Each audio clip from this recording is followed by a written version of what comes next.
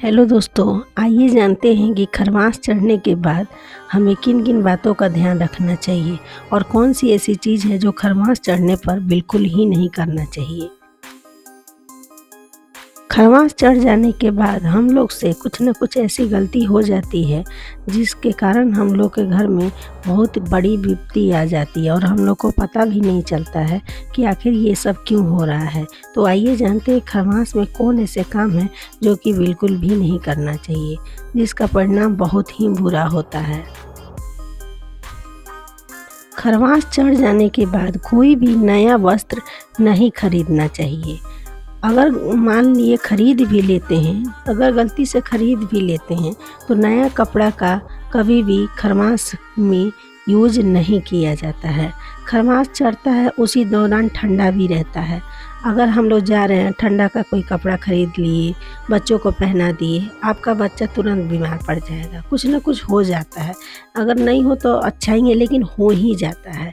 इसलिए अगर ठंडा चढ़ रहा है तो उससे पहले ही आप खरमास का खरीदारी पहले ही 14 दिसंबर को खरमास चढ़ता है या 15 को चढ़ता है, उससे पहले ही आप खरीदारी कर लीजिए और 1 मिनट के लिए भी अपने शरीर में पहन लीजिए, अपने बच्चों को पहना लीजिए, फिर आप पूरे खरमास में पहना सकते हैं।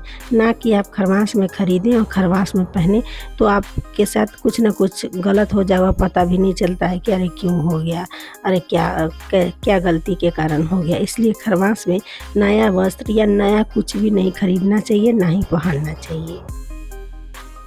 खरमास चढ़ जाने के बाद कोई भी शुभ काम नहीं होता है। जैसे अगर आप लड़की का दिखाई कर रहे हैं या बहू की दिखाई कर रहे हैं या कोई भी शुभ कार्य करने का सोच रहे हैं या पहले से लड़की के शादी के बारे में कुछ बात चल रहा है तो उस बारे में थोड़ा आगे बात बढ़ाएं। तो खरमास के दौरान कोई भी शुभ कार्य का काम नहीं करना चाहिए। खरमास के दौरान सारे ये शुभ काम को रोक के रखना चाहिए। खरमास बीत जाने पर ही करना चाहिए, नहीं तो कुछ ना कुछ गलत ही हो जाता है। आपका सब कुछ सोचा हुआ काम और बिगड़ जाएगा, अच्छा नहीं होगा। इसलिए खरमास के दौरान कुछ नहीं करना चाहिए। कोई शादी संबंधी कार्य तो बिल्कुल ही नहीं करना चाहिए, क्योंकि खरमास में कुछ भी अच्छा नहीं होता है। खरमास में सुहागन महिलाओं को ये भी ध्यान देना चाहिए कि नया चूड़ी ना पहने, नया कोई चीज़ भी ना पहने या कोई नया ज्वेलरी भी घर में खरीद करके ना ले आए। खरमास में नया ज्वेलरी भी ना खरीदें।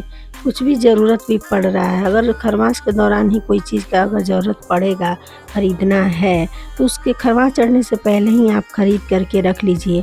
थोड़े समय के लिए आप शरीर में लगा लीजिए। जैसे कि अगर आप कुछ ज्वेलरी भी अगर बीच में लग रहा है कि किसी का शादी पड़ा, ऐसे तो खरमास में किसी का शादी नहीं पड़ता, लेकिन अगर आप ख़रीदारी करना चाहते हैं या तो पहले ख़रीदिए खरमास से पहले या तो बाद में। नया चूड़ी भी पहनना है तो अगर आपको बीच में कुछ है कि हाँ पार्टी है या कहीं जाना है, नया चीज़ पहनना है, तो खरमास से पहले ही खरीद करके 1 सेकंड के लिए थोड़ा सा पहन के रख दीजिए, ताकि वो पहना हुआ हो जाए। उसके बाद आप खरमास के दौरान आप उसको पहन सकते हैं। ना कि आप खरमास में ही नया चीज़ लाए और पहन ले, तो कुछ ना कुछ गलत हो जाता है। खरमास में बहुत छोटे छोटे चीज़ का ध्यान दिया जाता है।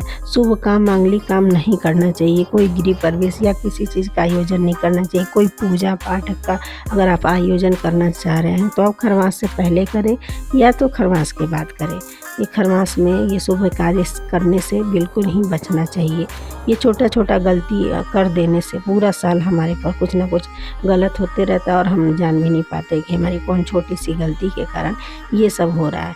इसलिए खरमास के दौरान इन सब बातों का ध्यान बिल्कुल रखें, ताकि अच्छे से पूरा साल अच्छे से बीते। अगर आपको मेरी जानकारी अच्छी लगी हो तो वीडियो को लाइक कीजिए और चैनल को सब्सक्राइब कीजिए। धन्यवाद।